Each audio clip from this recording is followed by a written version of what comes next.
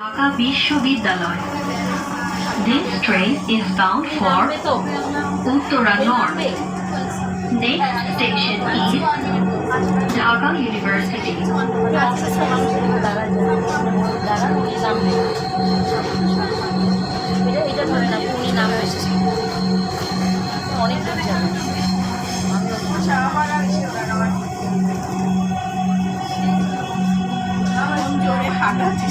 হ্যাঁ, আপনি তো ওই দিক দিয়ে হাসে আসেন কেন? আমি সবসময় হচ্ছে ওই এক্সিলেটারে উঠে তারপর দৌড়